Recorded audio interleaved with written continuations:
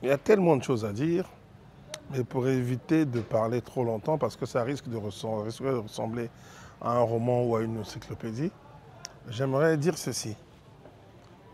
Sur la forme, depuis que M. Tshisekedi Tshilombo est président, il me semble que c'est la deuxième fois qu'une très haute personnalité politique se retrouve jugée pour des détournements de fonds, soit présumés, soit avérés. Et c'est pour la deuxième fois qu'il y a une condamnation. Je dis bien, sauf si je me trompe, hein, peut-être qu'il y en a eu d'autres cas, mais bon. En tout cas, c'est les plus emblématiques. Et c'est la porte de la prison qui attend M. Constant Moutamba. A priori, l'Africain que je suis devrait se réjouir que l'on se dise que nul n'est au-dessus de la loi. Je dis bien devrait se réjouir. Bon. Ça, c'est d'une part. D'autre part, il me souvient que Vital Kamerhe, puisque c'est de lui dont je parlais, je faisais allusion tout à l'heure, il était question de 50 millions de dollars. Et lui, il a eu beaucoup moins d'années de prison que Constant Moutamba. Et deux, il est revenu aux affaires. Donc je me pose la question de savoir pourquoi Constant Moutamba a eu une telle inéligibilité, une telle peine d'inéligibilité, alors que Vital Kamerhe est revenu aux affaires. En troisième position, je me demande s'il n'y a pas autre chose derrière tout ça.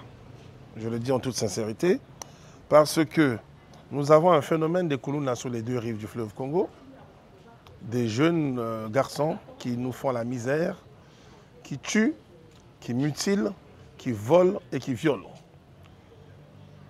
Il s'avère simplement que M. Constant Moutamba, ministre de la Justice, est le premier sur les deux rives à avoir pris à bras le corps ce problème. Résultat, il jouit d'une popularité sans commune mesure.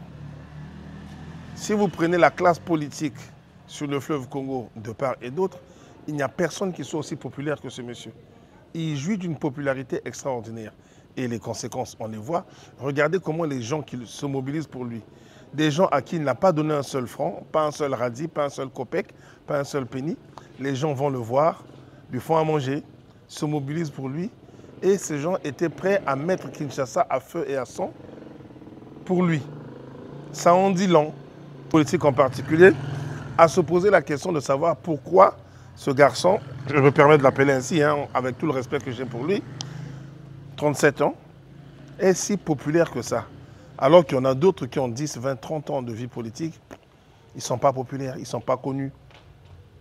Pour rien du tout. C'est des questions que les gens devraient quand même se poser. L'impression que lui donne, c'est qu'il a pris à bras le corps le problème des gens. C'est une ancienne victime lui-même des Koulouna et il a décidé de s'en occuper avec la première comme avec la dernière énergie. Pour ça, il mérite d'être félicité et on comprend pourquoi il fait peur à certaines personnes. L'histoire nous a montré plusieurs fois combien de gens sont partis de la prison vers la présence de la République. Thomas Sankara est passé par là, ça on l'oublie souvent. Ancien Premier ministre, il s'est retrouvé en prison, libéré de la prison et s'est retrouvé président de la République. Je ne dis pas qu'il y a un parallèle absolu à faire entre les deux, non, c'est deux personnalités totalement différentes. Voilà quelques éléments de lecture que j'ai, mais surtout, il y a une chose dont j'aimerais parler que personne quasiment n'évoque. J'aimerais comprendre pourquoi et comment un ministre, un préfet ou autre, peut se retrouver à gérer une certaine somme d'argent. Moi, je me pose toujours cette question. Vous savez, aux États-Unis d'Amérique, les gens vont encore se plaindre en disant, je prends les exemples d'ailleurs. Ailleurs, je prends ce qui est bon. Le président des États-Unis d'Amérique n'a pas de rapport avec l'argent. C'est interdit par la Constitution. Il ne peut pas. Quand on est élu président des États-Unis, on a une cassette annuelle. Donc, du 20 janvier au 19 janvier de l'année suivante, on gère ça pour manger avec sa femme et ses enfants. Que vous organisez 10 fêtes par jour, 30 fêtes, ça vous regarde. Le jour où il n'y a plus d'argent pour nourrir vos parents, vos amis, vous vous débrouillez pour les nourrir. Vous n'avez pas demandé de l'argent. Il y a de l'argent qui est affecté à la sécurité du président des États-Unis. Point. Il n'a aucun regard là-dessus. Il y a de l'argent qui est affecté pour ces tenues. Point. Mais là, on parle de 20 millions de dollars. À un moment donné, je me pose la question de savoir si les Africains ont encore la mesure de l'argent.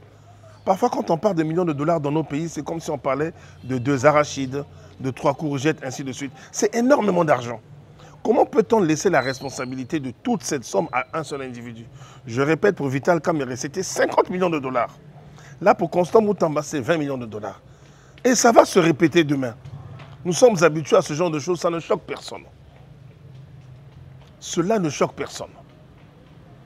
On voit certains individus prendre l'argent de l'État et dire « j'ai gardé ça sur mon compte personnel ». Mais sur quelle base?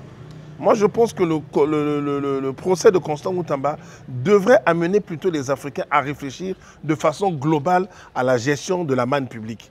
Les deux, je ne répéterai jamais assez. Tout est politique.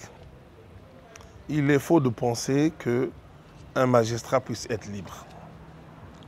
Il n'y a pas en Afrique des élections de magistrats. Les magistrats sont nommés. Ceux qui nous ont inspiré ce modèle, les Occidentaux, nomment leurs magistrats. Aux États-Unis, vous avez une différence. Les procureurs, beaucoup de procureurs sont élus. Et un procureur qui veut être élu, c'est sur la base des résultats. Baisser le taux de criminalité, baisser tel taux, baisser tel taux. Plus les gens sont en paix, plus ils vont élire un procureur. Donc, tout est politique. Les magistrats reçoivent très souvent, pas toujours, mais très souvent, des coups de fil, des instructions. Jugez telle affaire plutôt que telle autre. Si vous fouillez bien en RDC, je suis sûr qu'actuellement, il y a beaucoup de cas de détournement de fonds présumés. Mais le malheur, c'est que le malheur a voulu que ça tombe sur Constant Moutamba. Je répète, qui est trop populaire. Quand je le dis, ça ne veut pas dire que je l'aime ou que j'apprécie. C'est un fait. Quand il pleut, on dit qu'il pleut. Il faut le reconnaître. Ce monsieur a une popularité sans commune mesure par rapport au travail qu'il a fait vis-à-vis des Koulouna. Les gens ont apprécié. Tous ceux qui souffrent des Koulouna adorent Constant Moutamba. Les gens qui ont été mutilés, les gens qui ont été volés, violés, les gens qui ne peuvent même plus se balader dans leur quartier à 19 h. Nous avons reçu une vidéo récemment d'un quartier de Kinshasa dont malheureusement j'ignore le nom. À 19 h, tout le monde s'est barricadé chez lui. Ce n'est pas normal. On ne peut pas vivre ainsi. Donc, dites-vous simplement que c'est les deux. C'est politique parce qu'il est gênant, mais c'est aussi le respect de la loi. Parce que je ne connais pas le dossier, mais s'il est avéré qu'il a détourné ou qu'il a voulu détourner, parce que je n'ai pas suivi le procès, il faut être prudent à ce sujet. Voilà. Donc, il y a aussi le respect de la loi là-dedans. Encore une fois, les Africains doivent faire des efforts. Changeons nos textes qui sont totalement inadaptés à nos réalités. Tout individu à qui vous allez dire il y a 100 millions à gérer, c'est difficile qu'il ne pense pas à sa tante malade. C'est difficile qu'il ne pense pas à sa 10e épouse. C'est difficile qu'il ne pense pas à la jeune fille après qui il court, mais qui lui a clairement dit « Moi, si je n'ai pas un terrain avec une maison à 2-3 niveaux dans tel quartier, on ne pourra même pas prendre un thé ensemble. » Les 100 millions, il fait rapidement un calcul. 10% ça va aller dans les caisses de l'État, 90% il va se partager ça avec tel agent, tel agent, tel agent et sa famille. Et il faut éviter de retomber dans ces travers. Ces procès doivent servir à cela. Je sais que ce n'est pas ce que les gens attendent que je dise, mais je préfère insister là-dessus. On ne confie pas autant d'argent à un seul individu. Ce n'est pas humain. Ce n'est pas humain. Vous et moi, on se retrouve avec 1 million de dollars, on se retrouve avec 50 millions de dollars. On peut devenir un tout petit peu fou. Rares sont les gens qui demeurent froids et lucides face à l'argent. Voilà ce que je tenais à partager.